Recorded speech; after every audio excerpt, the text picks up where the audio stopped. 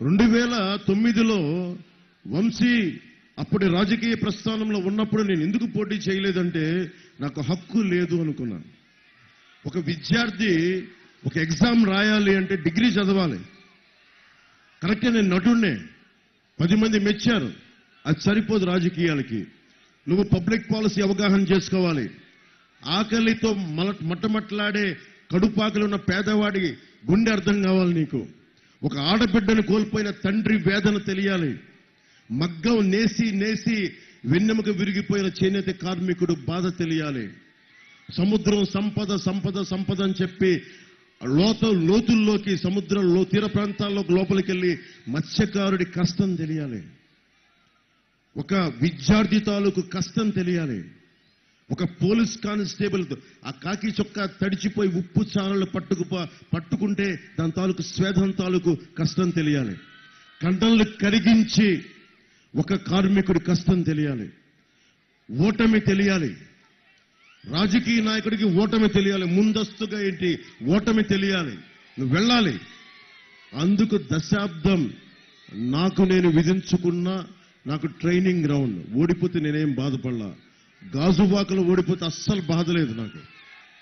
ఎందుకు బాధ లేదంటే నేను ఇంకా నేర్చుకోవాలి అనుకున్నా. డబ్బులతో ముడిపడిన రాజకీయం అది కూడా నేను అనుకోవట్లా. సరిగ్గా కనుక ఒక సరైన నాయకుడు వచ్చి మీ గుండెలకు కనుక మంట అంటించాడా, మీ గుండెల్లో అగ్ని జ్వాలలు అంటించాడా, ఏ డబ్బు పనిచేయదు, ఏ ప్రలోభాలు పనిచేయవు, ఏ బిర్యానీలు పనిచేయవు, ఏ సర్కార్ సారా కూడా పనిచేయదు. కానీ గుండెలను అంటించగలగ శక్తి ఉండాలంటే ఆ వ్యక్తికి లోపల అంత బలమైన బగ మండే జ్యోతి ఉండాలి లోపల. అది ఒక రోజులో రాదు. నిలబడాలి, నలగాలి. చంద్రబాబు గారు జైల్లో ఉన్నప్పుడు నాకేమి సరదా కాదు. ఇంతమంది అడగండి, ఇప్పుడు ఇంతమంది నాయకులు మాట్లాడారు. భరత్ గారు ఉన్నారు ఇక్కడే, పార్లమెంట్ అభ్యర్థిగా పోటీ చేస్తున్నారు. ఏ రాజకీయ పార్టీ అయినా సరే, జనసేననే కాదు ఎవరైనా సరే, నా స్థానంలో వేరే ఏ పార్టీ ఉన్నా ఇంకొక పార్టీ నాయకుడు జైల్లో ఉంటే మీరెళ్ళి అదే భుజం మీరు ఇస్తారా? ఒకసారి మీరు ఆలోచించండి. ఎవరు ఎందుకు ఇచ్చానంటే నాకున్న బలం ఊళ్ళ మీద మాట్లాడేస్తుంది. కూడీలు కూడా ఇప్పుడు మిథున్ రెడ్డి గారు, వైవి సుబ్బారెడ్డి గారు అందరూ బయటేస్తున్నారు. ఎంతమంది వీళ్ళందరూ కూర్చొని ఇంకా పిచ్చిగా పెడితే 25,000 మంది. మన శక్తి ముందు, ఒక్క జన సైనికుడి శక్తి ముందు ఇలాంటి వాళ్ళు దిగరు. అంటే ఏం చెప్తారంటే దమ్మున్నోడు హ్యాండ్ ఫుల్ ఆఫ్ పీపుల్ సరిగ్గా పిలిగించి కరెక్ట్ గా నాభి దగ్గర మాట్లాడు కింద కూర్చుంటాడు అనకుండా. నేను ఎందుకు పాలిటిక్స్ లో కంటే నేను పాడే ఆవేదన మేరా ఘర్ మేరా ఆశయ చెప్తాను. ఇక్కడ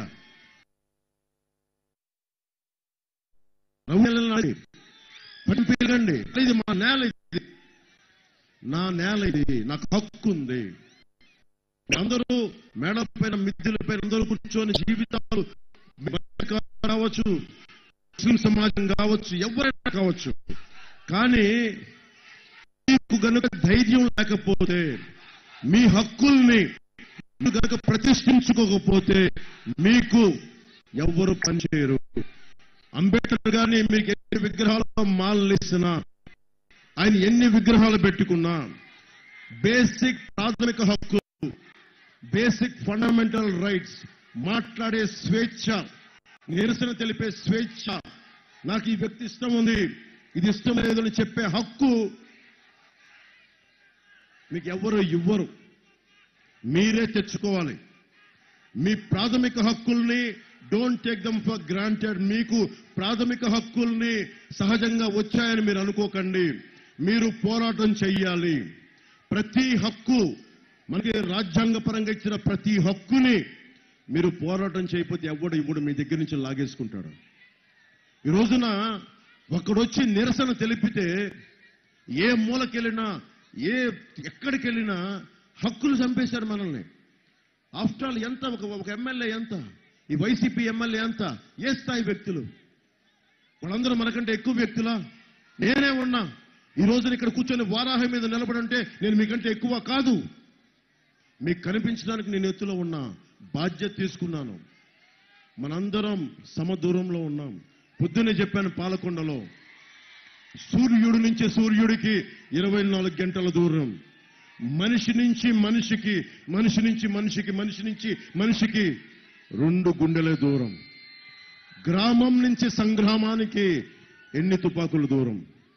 అంటే ప్రతి ప్రాంతం సంగ్రామం అవ్వాలి అంటే, చెయ్యని తుపాగ్గా పెట్టాలి అంటే ఎక్కువ సమయం పట్టదు.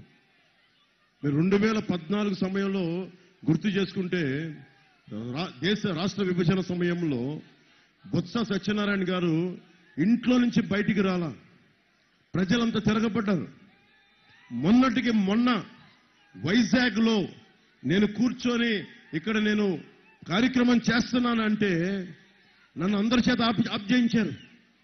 పోలీస్ శాఖ చేత, అధికారుల చేత నా రూము బూట్లతోటి, కాకి బూట్లతోటి కొట్టించారు, భయపెట్టారు అందరినీ, నా మనుషుల్ని కొట్టారు. నాకు పోలీస్ శాఖ మీద గౌరవం కాబట్టి, ఓకే మీరు అధికారులు చెప్పింది చేస్తారు, రాజకీయ నాయకులు చేస్తారు, నేను వారినే వాళ్ళ భరించా. ఎవడు దీనికి మూలకారకుడు? ఎవరు అందరినీ ఆడించేవాడు? రాజకీయ వ్యవస్థ. ఆ రోజున నేను నిలబడి ఉన్నాను దమ్ముగా, ధైర్యంగా అంటే వైజాగ్ విశాఖపట్నం మొత్తం వచ్చి నోవాటెల్ దగ్గర ఆగింది. ఒంటరి మహిళ 4 ఏళ్ల 3 ఏళ్ల బిడ్డని సంకనెత్తుకొని దోమలు కుడుతుంటే నిలబడి నా అన్న కోసం నేను వచ్చానంటే అది నా కోసం వచ్చినట్టు కాదు. ప్రజాస్వామ్యాన్ని పరిరక్షించడానికి ఒక చిన్న చంటి బిడ్డను వేసుకొని ఒక ఆడబిడ్డ వచ్చిందంటే నా గుండె కదిలిపోయింది, నలిగిపోయాను, దహించుకుపోయాను. అరే వీళ్ల కోసం ప్రాణం ఇవ్వకపోతే ఇంకెవడి కోసం ప్రాణం ఇస్తాం? పదవులు ఇవన్నీ వస్తాయి, వెళ్ళిపోతాయి. పదవులు వస్తాయి. చెప్పాను కదా, లార్డ్ టెన్నిస్ అంది, men may come men may go but I go on for ever. పదవులు వస్తాయి, పోతాయి, కానీ మీ గుండెల్లో ఇచ్చిన స్థానం చెక్కు చెదరని స్థానం. నేను ఎందుకు, ఏ పార్టీ అయినా సరే, నేను అందరూ ఆలోచిస్తారు, చంద్రబాబు గారు జైల్లో ఉన్నప్పుడు ఇందాక పెద్దలందరూ మాట్లాడుతూ ఉంటే ఎందుకు వెళ్ళారంటే మన అనైక్యతే శత్రువు తాలూకు బలం. జగన్కి బలం ఏంటి? మనందరి అనైక్యత, మన బలహీనత. మనం ఏమీ చెయ్యలేము, వీళ్ళు రోడ్ల మీదకి రాలేరు అనేది.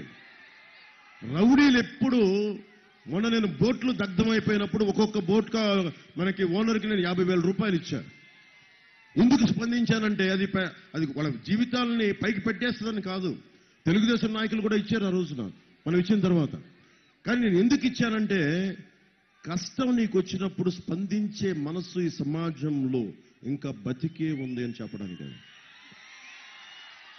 ఇది అలాంటిది తీసుకుంటే వాళ్ళని బెదిరిస్తాడు.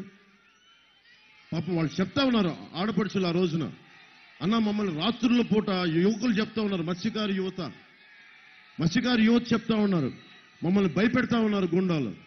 ఒంటరి ఆడి మహిళలు వెళ్తుంటే మనకి ఇంటికి వెళ్ళాలంటే భయం వేస్తుంది ఆ పోర్ట్ ఏరియాలో, ఫిషింగ్ హార్బర్లో.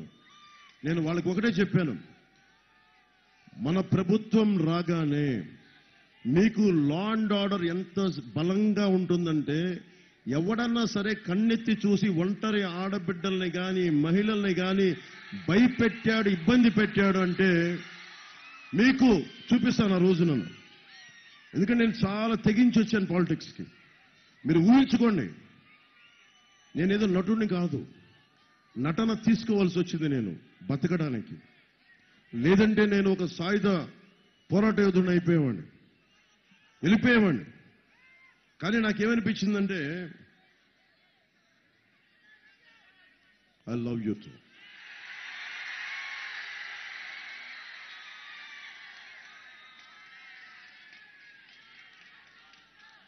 నేను ఎందుకు వచ్చానంటే, బేసిక్గా నాయకత్వం అంటే ఒక ఎన్నికల కోసం కాదు. కొంచెం మీరు అరుస్తారా?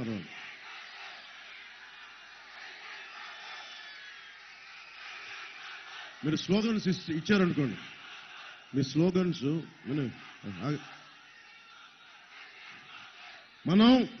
నేను మీ భవిష్యత్తు కోసం మాట్లాడుతున్నా. Calm down. Thank you.